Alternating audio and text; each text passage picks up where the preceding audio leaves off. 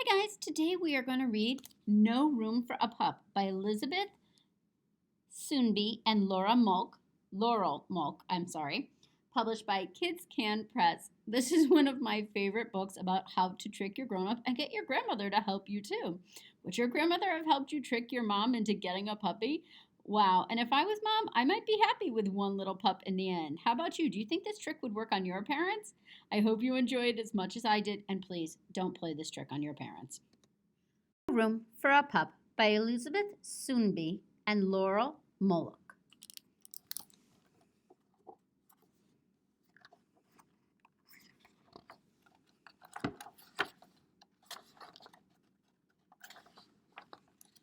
Mia lived with her mom in a very small apartment in a very big city.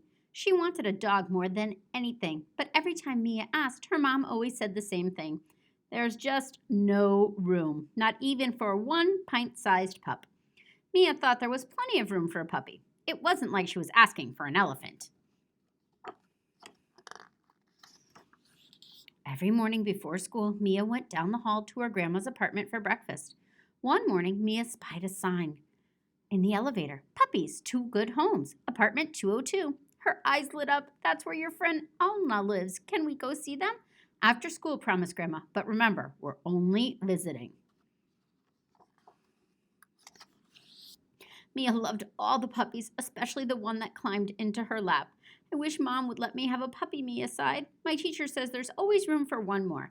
Besides, Spot is so tiny we could fit 10 of him. Mia smiled as she imagined 10 little puppies running around her apartment. Wait a second, Grandma. I have a great idea. Grandma liked Mia's plan and called a few friends. The next morning, the doorbell buzzed. It was Grandma with her pet parrot. I'm having my place painted, so Mia and I will eat breakfast here, and I'll spend the night. You'll hardly notice me or Roger. Oh no, not Roger, groaned Mom. Roger, Roger, squawked the parrot. After school, Mia and Grandma came home with the class rabbit. I told my teacher I'd take Sprinkles today, said Mia. It's Sophie's turn tomorrow. Mom rolled her eyes. There's just no room, not even for one itty-bitty bunny. Bitty bunny, squawked the parrot. The rabbit zoomed and zipped around the room.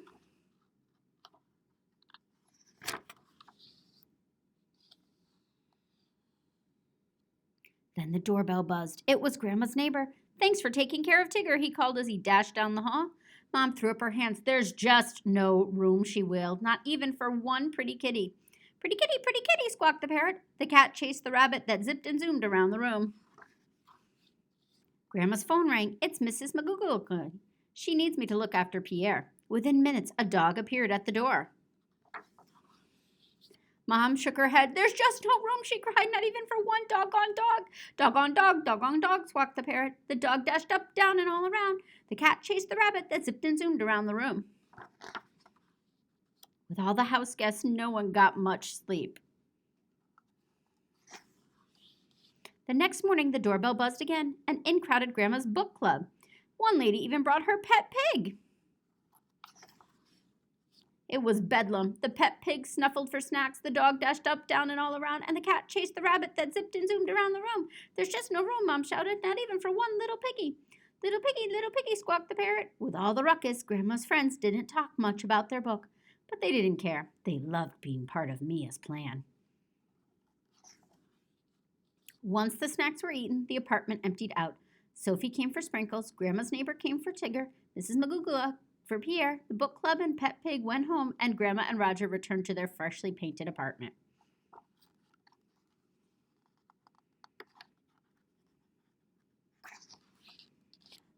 Mia's mom plopped onto the sofa. It's funny, she said, but now our apartment doesn't feel so small anymore.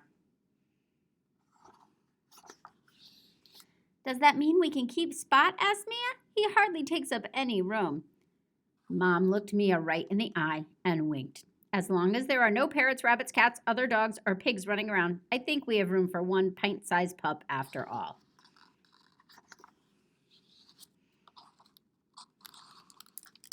You have been listening to No Room for a Pup by Elizabeth Suneby and Laurel Molk.